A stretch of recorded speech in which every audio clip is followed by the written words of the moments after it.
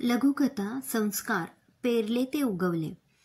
इथे आपल्याला पुरेसं नाही अन तिथे बहिणीचा हट्ट पुरवतात. मनीषा विनायकरावांवर नेहमीप्रमाणेच वैतागलेली. अगं हट्ट नव्हे, मीराला शिवणाचा क्लास लावायचाय. पैसे द्यायला अण्णांची नेहमीप्रमाणे नकार घंटा, म्हणून मी देतो म्हटलं, एवढंच. विनायकरावांनी आपली बाजू मांडली. ही गोष्ट 1980च्या काळातली. विनायकराव पोस्टात कारकून, त्याची पत्नी मनीषा, त्यांचा मुलगा राजेश आणि सोनाली आणि रुपाली असं पंचकोनी कुटुंब. गावी त्यांचा मोठा परिवार. त्याची आई, अण्णा, 3 भाऊ आणि बहिणी राधा आणि मीरा. विनायक घरात सर्वात मोठा. वयाच्या 19व्या वर्षी नोकरीत चिकटला. त्या काळानुसार अण्णांचा स्वभाव कडक, जमदग्नीचा अवतार म्हणा ना. सगळी भावंड आणि त्याची आई अण्णांना बिचकून असत आणि त्यामुळे छोट्या मोठ्या खर्चासाठी भावंडांना विनायक दादाच हक्काचा असे. आणि विनायकराव देखील आनंदाने भावंडांचे हट्ट पुरवीत. यथावकाश विनायकचे लग्न झालं आणि त्याची सहधर्मचारिणी म्हणून मनीषा घरात आली.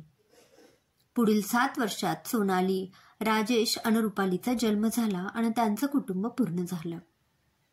सुरुवातीला विनायकराव भावंडावर पैसे खर्च करीत त्याला मनीषाने आडकाठी केली नाही. दीर नोकरीला लागतील आणि ननंदा लग्न होऊन सासरी गेल्या की एकदाच्या जबाबदाऱ्या संपल्या. मग आपले आपणच, अशी ती मनाची समजूत घालून घेई. हल्ली मात्र मुलांच्या जन्मानंतर हा खर्च तिच्या डोळ्यात खुपू लागला. आता पावे तो राधा लग्न होऊन सासरी गेलेली आणि 2 भाऊ नोकरीत लागले. अजूनही एका भावाचं शिक्षण आणि धाकटी बहीण मीरेचं लग्न राहिलं होतं. आणि विनायकरावांनी त्यांना आर्थिक मदत केली की मनीषाचा जीव कळवळून उठे. आपली मुलं शाळेत जायला लागलीत. 5वी पासून इंग्रजी माध्यमातून शिक्षण सुरू झालंय. आता आपण इंग्रजी माध्यमात घालूया राजेशला, मनीषानं हट्ट केला. अगं पण एकदम इंग्रजी माध्यमात घातलं तर शिकवणी लावायला लागेल. एवढे पैसे कुठून येणार? विनायकरावांनी असमर्थता दर्शवली आणि मनीषाच्या तोंडाचा पट्टा सुरू झाला. मीरेला द्यायला पैसे आहेत आणि आपल्या मुलासाठी नाहीत, हा तिचा युक्तिवाद. तर मीरा शिवणकाम शिकली तर 4 कपडे शिवून आपल्या पायावर उभी राहू शकेल, हा त्यांचा विचार. विनायकरावांनी परिवारासाठी कधीच काही कमी केलं नाही. प्रसंगी मनीषाचा विरोध पत्करून तर कधी गोडी गुलाबीने तिची समजूत काढून त्यांनी घराच्या सगळ्या जबाबदाऱ्या उत्तमरित्या पार पाडल्या.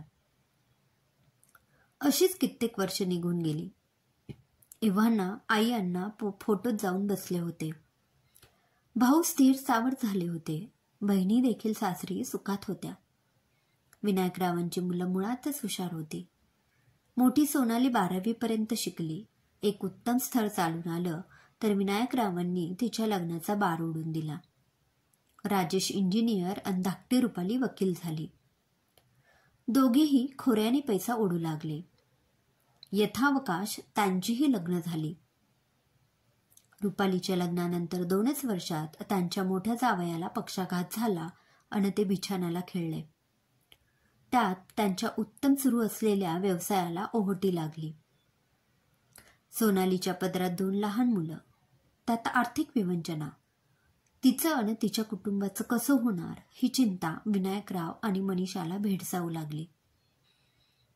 राजेशला म्हणावं का? तो करेल का काही मदत? मनीषाच्या मनात विचार येई. पण दुसऱ्या क्षणी तिला विनायकराव त्यांच्या भावंडांना मदत करीत असताना तिने केलेली धुसफूस आठवे आणि तिचे शब्द मनातच राहत. मी कायम नवऱ्याला त्याच्या भावंडांना मदत करण्यापासून रोखत राहिले. त्याचेच हे फळ मला मिळाले. मीच अशी वागले तर मुला सुनेला कुठल्या तोंडाने मदत मागू? तिच्या मनात वेगवेगळ्या विचारांचे काहूर माजले. इकडे रुपाली आणि राजेश या संदर्भात एकमेकांना भेटले. राजेशने सोनालीला आर्थिक मदत करण्याचे ठरवले होतेच. रुपालीने देखील तिच्या लाडक्या भाच्यांच्या शिक्षणाची जबाबदारी स्वीकारली. राजेशच्या सुविद्य पत्नीने सोनालीच्या व्यवसायात लक्ष घालून व्यवसाय पूर्वपदावर आणण्याचे आणि तिला व्यवसायाचे प्रशिक्षण देण्याचे आव्हान स्वीकारले, जेणेकरून ती लवकरात लवकर आर्थिकदृष्ट्या स्वावलंबी होऊ शकेल. आपल्या तीनही मुलांची एकजूट आणि एकमेकांना मदत करण्याच्या भावना पाहून विनायकराव, मनीषा भारावून गेले. विनायकरावांनी कृतीतून पेरलेले संस्कारच आज मुलांच्या स्नेहार्थ वागणुकीच्या रूपाने उगवले आहेत याची मनीषाला मनोमन खात्री पटली आणि तिने कृतज्ञतेने परमेश्वराला हात जोडले. समाप्त.